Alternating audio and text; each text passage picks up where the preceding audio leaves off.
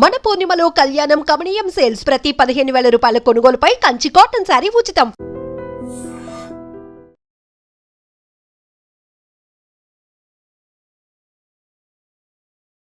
Welcome to I dream.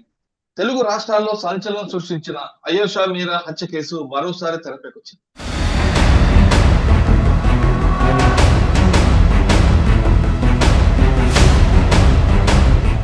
Satyambabu అనే వ్యక్తి బాగా ఫేమస్. అయేషా మీరాకి అసలు కోర్టు చాలా స్పష్టంగా చెప్పింది, నువ్వు నిర్దోషి, అందులో డౌటే లేదు.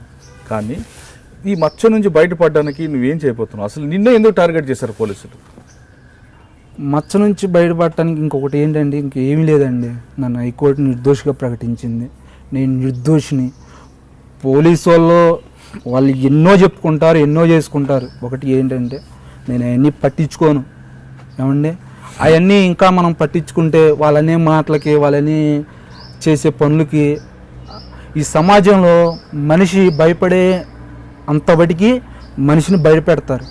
మనిషి ఎప్పుడైతే ఆ యొక్క దాని విషయంలో ఎదుర్కొన్న వ్యక్తిని ఇంకా భయపెట్టడానికి లేదు. వాళ్ళు ఎన్ని చేసుకున్నా నేను భయపడను. కానీ నన్ను హైకోర్టు నిర్దోషిగా ప్రకటించింది. నాకు ఉంది, సర్టిఫికేట్ ఉంది, ఇతను నిర్దోషి. నేను నిర్దోషిని కాబట్టి ఈరోజు మీ ముందరకు రాగలిగాను, ప్రజల ముందరకు వెళ్ళగలుగుతున్నాను, మీడియా ముందరకు రాగలుగుతున్నాను, రాజకీయ అంటే అందరి ముందరకు రాగలుగుతున్నాను నిర్దోషిని కాబట్టి. ఆయేషా మీరా కేసు అనేది అదొక డిఫరెంట్ పర్స్పెక్టివ్లో చూడాలన్నమాట. సో ఆయేషా మీరా కేసు గురించి ఒకసారి చెప్పాలన్నప్పుడు, నేను అప్పుడు ఈస్ట్ గోదావరిలో పనిచేస్తూ ఉన్నాను, అడిషనల్ ఎస్పీగా ఉన్నాను అక్కడ 2008 ఆ సంవత్సరంలో. ఈ ఆయేషా మీరా కేసు అనేది ఎప్పుడైందంటే అందరికీ కూడా గుర్తుంటుంది. ఇది 2007 సంవత్సరంలో డిసెంబర్లో ఆయేషా మీరా అనే అమ్మాయిని రేపు మర్డర్ చేసి ఆ అమ్మాయిని చంపడం జరిగిందనమాట. చంపిన తర్వాత అక్కడ ఏం చేశారంటే, దీంట్లో అప్పుడు ఏదో అక్కడ ఉన్నటువంటి ఉప ముఖ్యమంత్రి గారి పేరు, వాళ్ళ ఎవరో బంధువులు, వాళ్ళ మనవడు అని ఏదో కోనే రంగారావు గారి మనవడు, వాళ్ళ ఇట్లా అన్ని అంటే దాని మీద ఎటెటో వేయింది. అయితే ఇంతమంది ఉంటుండగా మీకు నందిగమ్మ రైట్ నా ఇక్కడ చూడాల్సింది ఏంటంటే, నాకు ఆయేషా మీరా కేసు నాకు అప్పచెప్పలా. ఫస్ట్ నన్ను దర్యాప్తు చేయమని నాకు చెప్పలేదు. నేను ఈస్ట్ గోదావరిలో పనిచేస్తున్నాను కాబట్టి ఏలూరు డిఐజీ గారు ఉంటారు, రేంజ్ ఉంటుంది. అంటే మన వెస్ట్ గోదావరి జిల్లా, ఈస్ట్ గోదావరి జిల్లా, కృష్ణా 3 కలిపి ఒక రేంజ్ అవుద్ది. కృష్ణా జిల్లాలో నందిగామ అనే ప్రాంతం, చిన్న టౌన్లో రేపులు, మర్డర్లు ఇట్లాంటి చాలా, అంటే ఆయేషా మీరా కేసులు లాంటి చాలా అవుతున్నాయి. ఇక్కడ కూడా నందిగామలో చాలా అయినాయి అనమాట. అయితే అక్కడ అవుతున్నాయి, దీన్ని మనం ఎట్లయినా చెక్ చేయాలి అని చెప్పి మా డిఐజీ గారు అప్పుడు హసన్ రజా గారు 2008లో నాకు చెప్పారనమాట. చెప్పేసి, రంగనాథ్ అక్కడ మనకి ఆ నందిగామలో అవుతున్న కేసు, నాకేం ఆయేషా మీరా కేసు సంబంధం లేదు ముందే అది, అంటే ఆ కేసు నాకు డైరెక్ట్గా ఇవ్వలేదు. ఓన్లీ నాకు ఇచ్చింది నందిగామలో జరుగుతున్నటువంటి రేపు, మర్డర్లు స్కూల్ హాస్టల్స్లో అవుతున్నాయి, కాలేజ్ హాస్టల్స్లో అవుతున్నాయి, దాన్ని వెళ్ళి మనం చేసి దర్యాప్తు చేసి ఎవడో అసలు పట్టుకోవాలి. సిబిఐ కోర్టు అతనిపై 376 తో పాటు 302 నమోదు చేయాలి, చేస్తే మీ అభ్యంతరం ఏంటో 19వ తారీఖు తెలియజేయాలంటూ సత్యంబాబు తల్లిదండ్రులకు నోటీస్ ఇవ్వడం మరొకసారి వార్త బయటకు వచ్చింది. అయితే ఆ నోటీసును ఏ విధంగా స్వీకరిస్తారు, స్వీకరించిన తర్వాత ఏ విధంగా వాళ్ళు రెస్పాండ్ అవుతారనే విషయం సత్యంబాబు తరఫున అడ్వకేట్ శ్రీనివాస్ గారి కోసం విజయవాడ నుంచి లైవ్ లో ఉన్నారు. ఆయన అడిగి చాలా క్లారిటీ కలుగుతాం. సార్ నమస్తే అండి. నమస్కారం సార్. సార్, ఇది క్రైమ్ సీరియల్ లాగా, ఏదో టీవీ సీరియల్ లాగా సంవత్సరాల కొద్ది నడుస్తూనే కనిపిస్తుంది. అప్పుడు ఎప్పుడో జరిగే కేసు కొంతకాలం నడిచింది, దాని తర్వాత లడ్డు అన్నారు, లడ్డు కాదు, సత్యబాబు అన్నారు, సత్యబాబు కాదు, ఇంకా వేరే చేయడం అన్నారు, మొత్తం వాళ్ళు సిబిఐకి రావడం, సిబిఐ తర్వాత ఈ రోజు ఎందుకు నమోదు చేయకూడదు, మీ అభ్యంతరాలు ఏంటి అంటూ సిబిఐ కోర్టు ఇవ్వడం, దీన్ని మీరు ఏ విధంగా పరిగణ తీసుకుంటారు, దీనికి మీరు ఏ విధంగా రెస్పాండ్ అవుతారు? యాక్చువల్గా సిబిఐ దర్యాప్తు పూర్తి చేసిన తర్వాత వాళ్ళు ఒక రిపోర్ట్ హైకోర్టులో ఫైల్ చేశారు. అవునండి, ప్రొసీజర్ ప్రకారం వాళ్ళు సిబిఐ ఫైల్ చేయాలి. అయితే మ్యాటర్ హైకోర్టులో ఉంది కాబట్టి హైకోర్టులో వాళ్ళు రిపోర్ట్ ఫైల్ చేసి ఇప్పటికి 3 నెలలు అయింది. అయితే 3 నెలలు అయిన తర్వాత కూడా సిబిఐ వాళ్ళు ఇంతవరకు ఆ రిపోర్ట్ని పబ్లిక్ చేయలేదు. ఒకటి. ఇంకొకటి, స్టేట్ గవర్నమెంట్ కి వాళ్ళు ఈ రిపోర్ట్ని ఇవ్వాలి. స్టేట్ హోమ్ మినిస్టర్ వాటిని పరిశీలించి, డీజీపీ వాటిని పరిశీలించి ఒక నిర్ణయం తీసుకోవాల్సిన అవసరం ఉంది. ఇంతవరకు 3 నెలల నుంచి జరగలేదు. అయితే ఇప్పుడు నిన్న సడన్ గా సిబిఐ కోర్టు నుంచి ఆయేషా మీరా తల్లిదండ్రులు ఇక్బాల్ గారికి, సయ్యద్ షంషద్ బేగం గారికి ఇద్దరికి కూడా నోటీసులు పంపించారు. ఏంటంటే 19వ తారీఖు మీ ఇద్దరు కూడా హాజరు కావాలి. అంతవరకు బాగానే ఉంది. సిబిఐ రిపోర్ట్ గురించి ఏం మాట్లాడలేదు. బట్ సత్యంబాబు మీద 376 రేపు, 302 మర్డర్ కేసుకు సంబంధించి దానికి ఏం అభ్యంతరాలు ఏమైనా చెప్తారా ఏమిటి అనేది మీరు పర్సనల్ గా అక్కడికి వచ్చి మీరు తెలపవలసిందిగా కోరుతున్నామని చెప్పేసి ఇచ్చారు. అయితే దాని మీద నోటీసులు వాళ్ళు హైకోర్టులో ఉంది కాబట్టి ప్రస్తుతం మ్యాటరు. తర్వాత వాళ్ళకి రిపోర్ట్ కూడా ఏం లేదు కాబట్టి దీనికి సంబంధించిన నోటీసులు వాళ్ళు ప్రస్తుతం తీసుకోలేదు. బట్ నోటీసులో విషయాలు తెలుసు కాబట్టి ఇప్పుడు 19థ్ వాళ్ళు సిబిఐ కోర్టుకి రావాల్సిన అవసరం ఉన్నది. ఓకే. సార్, కోర్టులో ఆల్రెడీ పెండింగ్ లో కేసు ఇది. కోర్టు జడ్జిమెంట్ ప్రిజర్వ్ చేశారు, కానీ ఈ విధంగా కోర్టు మరి ఇంకొక సిబిఐ కోర్టు ఇంటర్ఫేర్ అవ్వచ్చా? హైకోర్టులో ఉంది కదా సబ్జెక్ట్ ఇది. అంటే ఇది యాక్చువల్‌గా ప్రొసీజర్ అయితే హైకోర్టులో ఫైల్ చేయాల్సిన అవసరం లేదు. ప్రొసీజర్ ప్రకారము దర్యాప్తు సంస్థ తన దర్యాప్తు అయిపోయిన తర్వాత రిపోర్ట్‌ని ఎక్కడైతే ఎఫ్ఐఆర్ కట్టారో అక్కడ ఆ కోర్టులో వాళ్ళు రిపోర్ట్ సబ్మిట్ చేయాలి. అయితే హైకోర్టు మాకు ఆదేశాలు ఇచ్చింది కాబట్టి హైకోర్టు ఆదేశాల ప్రకారం సిబిఐ దర్యాప్తు చేస్తుంది కాబట్టి మేము హైకోర్టుని అడిగామని చెప్పేసి ఆ రోజు చెప్పాను. తర్వాత ఆ రోజు సాయంకాలానికల్లా మీరు వెళ్లి సిబిఐ కోర్టులో మీరు ఈ రిపోర్ట్‌ని ఫైల్ చేయండి. సీల్డ్ కవర్‌లో పెట్టండి. అట్లాగే హైకోర్టు కూడా ఒక కాపీ ఇవ్వమని హైకోర్టు ఆదేశాల అనుసారం వాళ్ళు సిబిఐ కోర్టుకి ఆ రిపోర్ట్ ఇవ్వడం జరిగింది. అయితే ఓకే. సిబిఐ కోర్టు ఆ రిపోర్ట్ తీసుకున్న తర్వాత వెంటనే దానికి సంబంధించింది వాళ్ళు యాక్షన్ ఏం తీసుకోలేదు. ఇప్పుడు నోటీసులు పంపించారు వాళ్ళు. ఆల్రెడీ సత్యంబాబు నిర్దోషి అని హైకోర్టు ఇచ్చిన తర్వాత మరొకసారి సిబిఐ కోర్టుకెళ్ళి సిబిఐ ఎంక్వైరీ చేసిన తర్వాత సిబిఐ ఇచ్చిన రిపోర్టు హైకోర్టులో ప్రిజర్వ్ చేసిన తర్వాత మళ్ళీ సిబిఐ కోర్టు మీకు నోటీస్ ఇవ్వడం, దీన్ని మీరు ఎలా పరిగణన తీసుకుంటారు? నోటీస్ కి రెస్పాండ్ ఇస్తారా? లేదు దీని మీద ఏమైనా మీరు హైకోర్టుకి వెళ్ళే అవకాశం కనిపిస్తుంది? అంటే ఈరోజు సిబిఐ కోర్టు పంపించిన నోటీసు చూసిన తర్వాత అయితే దానికి సంబంధించిన క్లారిటీ లేదు. దాంట్లో సత్యంబాబు మీద నేరాలు అని చెప్పేసి పాత ఎఫ్ఐఆర్ దాని మీద సంబంధించి మెన్షన్ చేయడం జరిగింది. అయితే ఇప్పుడు సిబిఐ వాళ్ళు ఏదైతే దర్యాప్తు సంస్థ ఉందో ఆ దర్యాప్తు సంస్థ మౌనంగా ఉండటం వల్ల, అది ప్రజల దగ్గరికి పోకపోవడం వల్ల, అలాగే దాన్ని బాధితులు ఎవరైతే ఉన్నారో వాళ్ళకి ఒక కాపీ ఇచ్చి మేము దీనికి సంబంధించిన మొత్తం కూడా దర్యాప్తు పూర్తి చేశాము. ఎవరు దీంట్లో ఏమిటనేది తేలింది మొత్తం అని చెప్పేసి వాళ్ళు ప్రకటించకపోవటము.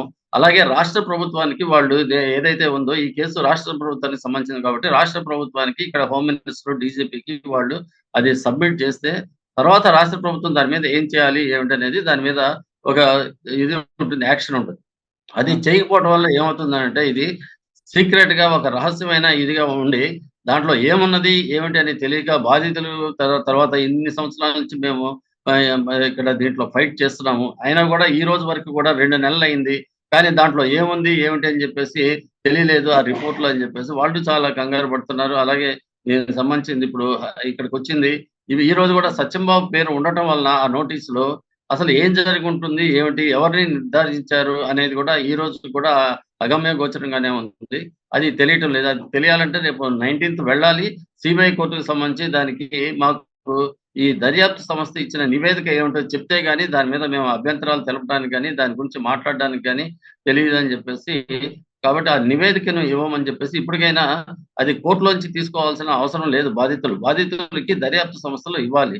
అందువల్ల ప్రొసీజర్ ప్రకారం కూడా ఇప్పుడు మారిన సిఆర్‌పిసి గాని, బిఎన్ఎస్ఎస్ వీటన్నిటికి కూడా ఒక చార్జ్ షీట్ వేస్తే ఆ కాపీని మాత్రం బాధితులకి తప్పనిసరిగా ఇవ్వాలని ఉంది. కానీ దాన్ని ఉల్లంఘించి సిబిఐ వాళ్ళు ఇంతవరకు కూడా 2 నెలలు అయిపోయినా కూడా రిపోర్ట్ ఇచ్చి ఇంతవరకు కూడా ఎటువంటి చర్యలు తీసుకోలేదు. అందువల్లనే ఇప్పుడు దాంట్లో ఏముంది ఆ నివేదిక వచ్చిన తర్వాతే తెలుస్తుంది. కానీ మళ్ళీ సత్యంబాబు సంబంధించిన దానికైతే మేమైతే ఆ దర్యాప్తులో దానికి సంబంధించింది అట్లా ఉంటుందని అనుకోవట్లేదు. ఎందుకంటే మొత్తం కూడా హైకోర్టు దానికి సంబంధించింది క్లారిఫై చేసింది. దీంట్లో ఎవరు ఉన్నారు? ఎవరిని కాపాడడానికని సత్యంబాబుని స్కాప్ గోట్ చేశారు, బలిపశువుని చేశారు. ఆ ఆఫీసర్స్ ఎవరున్నారు? ఏమిటి? మొత్తం కూడా ఈ సాక్ష్యాలన్నిటిని తారుమారు ఎవరు చేశారు? ఏమిటి? వీటన్నిటి మీద కూడా దర్యాప్తు జరగాలని ఆ పోలీస్ ఆఫీసర్‌లు వాళ్ళని సస్పెండ్ చేయాలని చెప్పేసి అన్నీ చాలా క్లియర్‌గా హైకోర్టు ఇచ్చింది. వాటన్నిటిని కూడా వాళ్ళు దర్యాప్తు సంస్థలు వాళ్ళన్నిటిని కూడా దాన్ని విచారించారా? లేదా? ఏమిటి కూడా ఇప్పటి వరకు తెలియలేదు. ఇది అసలు మేము అనుకునేది ఏందంటే ఇది రాష్ట్ర ప్రభుత్వం బాధ్యత అని అంటున్నాం. ఎట్లయితే ఇప్పుడు సుగాలి ప్రీతి దానికి సంబంధించి ఇప్పుడు దర్యాప్తు సంస్థ ఇచ్చే ముందు అసలు ఒక సెన్సేషనల్ కేసులు ఉన్న ఈ ఆయేషా మీరా కేసులో సిబిఐ దర్యాప్తు స్పష్టంగా జరిగిందా? లేదా?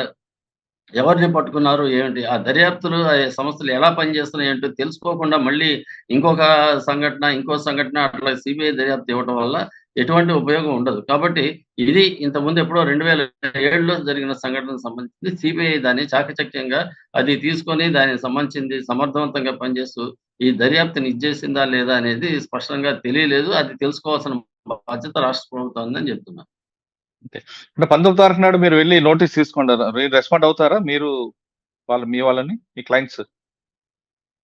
రెస్పాండ్ అవ్వడానికి దర్యాప్తు మాకు ఒక నివేదిక అది ఏదైతే ఉందో వాళ్ళు సిబిఐ రిపోర్ట్ మా చేతికి రావాలి. సిబిఐ రిపోర్ట్ ఇస్తే ఆ దర్యాప్తు ఏ కోణంలో చేశారు, ఏం చేశారు, అసలు ఎవరిని పట్టుకున్నారా లేకపోతే మాకు తెలిసిన ఈ ప్రొసీజర్ చూస్తుంటే సిబిఐ వాళ్ళు దీనికి సంబంధించింది సాక్ష్యాలు కానీ ఇవన్నీ ఏమి మాకు చాలా కాలం అయింది కాబట్టి ఈ సాక్ష్యాలు అవన్నీ కూడా లేవని చెప్పేసి మేము చేయలేకపోయామని అని చెప్పేసి అని అన్నారు. ఎందుకంటే ఇప్పటి వరకు కూడా 2 నెలలు అయిన తర్వాత యాక్చువల్‌గా ఏందంటే ఒక దర్యాప్తు పూర్తి అయిపోయిన తర్వాత ఆ ముద్దాయిని తీసుకొని కోర్టులో పెట్టాలి.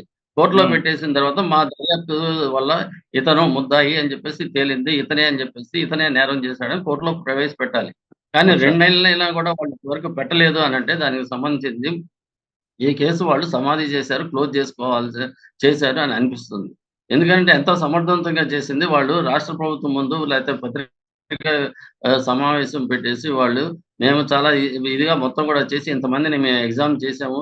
చేసి ఇన్ని సంవత్సరాల తర్వాత మేము ఛేదించామని చెప్పేసి వాళ్ళు చెప్పుకోవాల్సిన అవసరం ఉంది కానీ దాన్ని వాళ్ళు తీసేసి దాన్ని సమాధి చేసి దాన్ని ఎవరికీ తెలియకుండా దాన్ని అట్లా మూతపెట్టి ఉండటం వల్ల అనేక అనుమానాలు వస్తున్నాయి.